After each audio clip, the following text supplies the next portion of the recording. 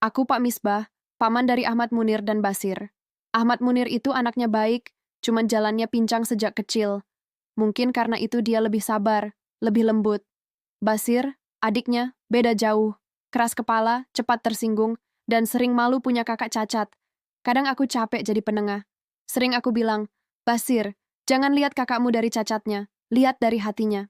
Tapi anak muda suka angkuh, dianggapnya aku terlalu membela Munir. Kami tinggal di rumah kecil di pesisir Banten, tak jauh dari laut dan pasar. Suasananya sederhana, orang-orang masih saling sapa sambil bawa ember ikan atau kelapa muda. Setiap hari kami kerja di pasar, bongkar ikan, jual sayur, masak buat dijual di warung kecil depan rumah. Munir bantu semampunya, meski jalannya lambat. Tapi dia nggak pernah ngeluh. Sebaliknya, Basir sering ngomel. Kalau bukan karena kakak, kita udah bisa pulang cepet, katanya. Aku cuma bisa geleng kepala, berharap suatu hari dia berubah. Beberapa tahun berlalu, tapi hubungan mereka tak membaik. Munir diam saja kalau dikatain, seolah kebal. Suatu malam aku bilang ke Basir, "Nak, jangan sombong. Bisa jadi nanti kamu yang butuh kakakmu." Dia malah tertawa kecil. "Ah, nggak mungkin, Pak. Aku sehat, kuat." Kata-kata itu terasa menampar hatiku. Beberapa bulan kemudian, Basir pamit merantau ke Tangerang. Aku hanya berpesan, jaga sikap, jangan lupa rumah. Munir menatap diam adiknya yang pergi tanpa menoleh. Sejak hari itu, tak ada kabar, tak ada surat, tak ada pesan. Waktu itu belum banyak yang pakai HP, jadi kami benar-benar kehilangan jejak. Sementara Munir tetap di desa. Dia buka warung makan kecil di depan rumah. Aku bantu masak. Warung itu perlahan punya pelanggan. Munir rajin menabung.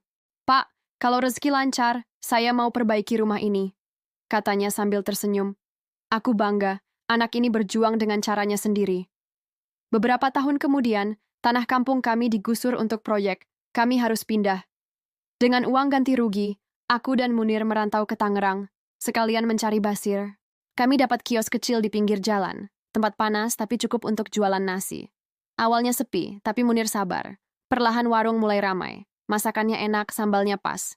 15 tahun kemudian, warung itu akhirnya jadi milik kami sendiri. Aku menangis haru waktu Munir sujud syukur di lantai warung itu. Tapi di tengah syukur Munir sering bilang, "Pak, kira-kira Basir gimana ya?" Aku cuma jawab, "Kalau Tuhan izinkan, nanti kalian ketemu." Hari itu datang lebih cepat dari yang kami kira. Suatu sore, ada pengemis datang ke warung. Badannya kurus, wajahnya lusuh, satu kakinya hilang. Aku terpaku. Wajahnya terasa familiar. Munir keluar membawa sepiring nasi, tapi begitu melihatnya, tangannya gemetar. "Basir?" katanya pelan. Pria itu menunduk sambil menangis. "Kak, maafkan aku. Ini aku, Basir." Kami semua terdiam. Munir langsung memeluk adiknya yang kini hanya punya satu kaki. Basir bercerita, dulu ia kerja di proyek bangunan dan kecelakaan, kakinya diamputasi. Sejak itu hidupnya hancur dan jadi pengemis. "Dulu aku malu punya kakak cacat. Sekarang aku yang cacat," katanya sambil menangis. Munir mengelus kepalanya. "Sudahlah, Dik. Tuhan nggak tidur. Mungkin ini cara dia menyadarkan kita." Sejak hari itu, Basir tinggal bersama kami. Awalnya malu, tapi Munir justru senang. "Sekarang kita kerja sama," katanya sambil kasih celemek ke adiknya. Basir bantu cuci piring, belanja, layani pelanggan. Dia berusaha keras. Kadang Basir berkata, "Pak, saya bodoh banget dulu." Aku jawab, "Yang penting kamu sadar. Tuhan selalu kasih kesempatan buat berubah." Munir tersenyum damai tiap mendengarnya. Warung makin ramai. Orang datang bukan cuma karena makanannya enak, tapi karena suasananya hangat. Banyak yang bilang, "Lihat tuh, meski susah tapi tetap kompak." Aku cuma tersenyum. Tuhan memang punya cara aneh tapi indah mempertemukan orang. Namun waktu tak bisa ditebak. Saat pandemi COVID datang, warung sepi. Munir jatuh sakit. Kami berusaha keras, tapi Tuhan berkehendak lain. Munir meninggal dengan tenang. Basir menangis di makam kakaknya. "Kak, aku belum cukup minta maaf." Seminggu kemudian Basir pun menyusul. Juga karena COVID, aku urus pemakaman mereka sendiri, dengan hati berat. Dua keponakan yang kubesarkan sejak kecil, kini pergi hampir bersamaan. Aku duduk di teras rumah, menatap langit mendung.